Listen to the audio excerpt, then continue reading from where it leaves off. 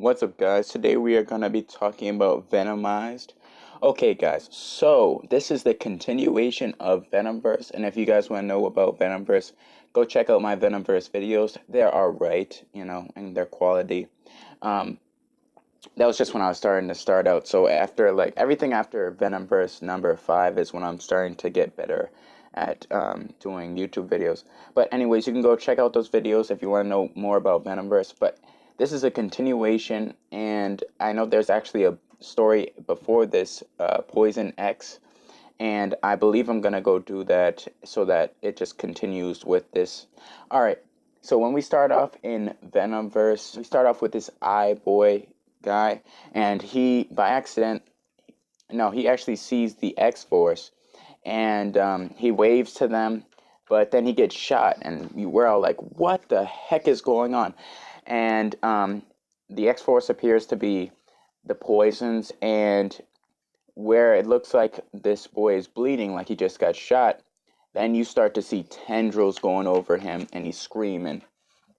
And so they basically break into the Xavier Institute, and the poisons are shooting down kids, attaching symbiotes onto them. You have Kitty Pryde over there, and Old Man Logan, and Colossus.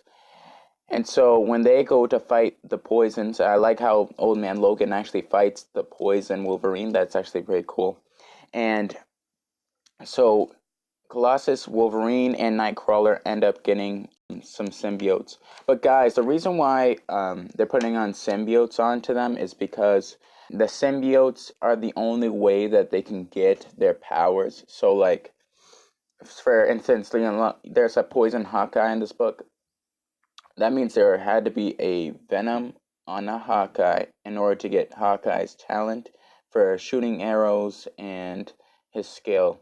But it's not Hawkeye that, that is in that poison. That poison controls Hawkeye, and Hawkeye is presumed to be dead. And so we switch over to Hercules and Jane Foster, and they just came out of a bar, and they get cornered by a Taskmaster poison, and then Hawkeye broke into this building and shoots Jane Foster right in the back, and she gets a symbiote. And then Crossbones poison shoots Hercules in the back, and so they leave. And then this is one of the coolest moments I actually thought of. So we find out that there's this Punisher poison, and actually throws some symbiote grenades on Spider-Man. And I was thinking about this. I was like, oh, Punisher poison. And I was like, oh, this is the Punisher from Venomverse. Because if you were a true fan and you read Venomverse, you were like, what the heck happened to Punisher Venom? Why wasn't he in Venomverse? So now we've seen the aftermath of that, so that we know that Punisher Venom became Punisher Poison, and is now trying to get the symbiote onto Peter Parker. And when Peter Parker gets the symbiote, he looks like Peter Parker with the Venom symbiote. And so after Peter Parker has a fight with him, and runs away from Spider-Man, Spider-Man immediately goes to try to get the suit off. And then we switch over to the other heroes getting shot symbiotes on them. And we see a couple of different poisons that we haven't seen before, and then we go back into the battle with the X-Men and the Xavier Institute, and then we go into Venom in space, and he's talking about we really need to warn the Earth superheroes.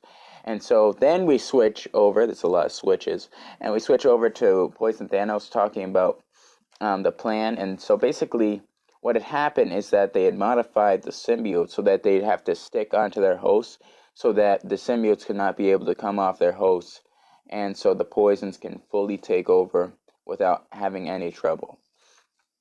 And so the way they genetically altered them was through a guy called Hayes Manser. You'll learn more about him in Poison X, but he's basically a symbiote hunter, a Clintar hunter. That's what the symbiotes are called.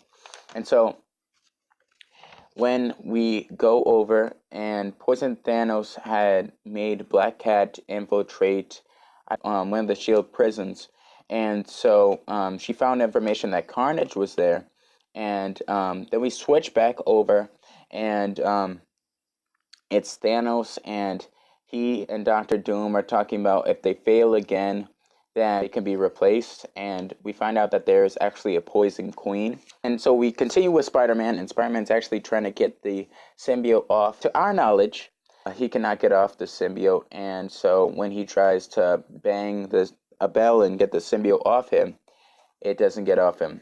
And the weird thing is he can't hear it in his head. And so after Black Cat gave the intel to Poison Thanos basically got this group of people. So we got the Poison Craven the Hunter from Poison X, and we got Poison Lady Deathstrike, I believe, and then Poison Morbius. And basically Poison Morbius goes up to this guy and he's like, if you show us where the anomaly is, we won't kill you. And the dude's like, I don't know about any anomaly, please spare me. And Poison Morbius basically sucks his blood, I think, or just like bites him in his neck. And so we go over, and it's Cletus Cassidy in a cell. And so this is actually a good time for those Carnage fans out there that are like, yo, I'm a die-hard Carnage fan. And so basically where Poison Morbius says how Carnage, or Cletus Cassidy, has lost his legs, he's like pitiful because he met a Carnage in Venomverse that actually had his legs. And so he says pitiful, and so this is actually pretty cool. And Carnage goes up to him and he's like, come a little closer, Cupcake. I got a little something for you. We'll see who's pitiful when you're choking on your own blood. And like, I'm like, wow, that is truly something that Carnage would say. So there's actually pretty good dialogue in this book. And then Peter Parker's trying to find out what's wrong with the symbiote and why it can't get off. And we go into the Xavier Institute, and apparently there was also some Fantastic Four characters like the Thing who had gotten the symbiote. He's scared of the power that the symbiote gives him. And so now we switch over to Venom, and he is coming down. They're coming down in the spaceship, and it's about to crash. And so Lady Thor and Hercules grab the plane, and they get it to safety, but also Magneto helps it stop. Once Spider-Man sees that Venom is with the X-Men, he then presumes that it has to do with Venom. And so basically, the way actually Cullen Bunn writes this, it's always like Eddie and Spider-Man bickering. And I guess to an extent, that's how their relationship is. And then we switch over to Poison Thanos and Doctor Doom. And all this time, they had gotten Cletus Cassidy, and they were trying to get a symbiote on him to make him a poison. Also, the reason why they call Carnage an anomaly is because in Venomverse, Carnage was basically able to kill the poisons. But with that being said, guys, go ahead and hit the sub button to become a fanatic. If you like this video, please give it a thumbs up. Also, comment down below on what your thoughts of this are, and what do you think of Venomized #1? Alright guys, I will see you guys later. Peace.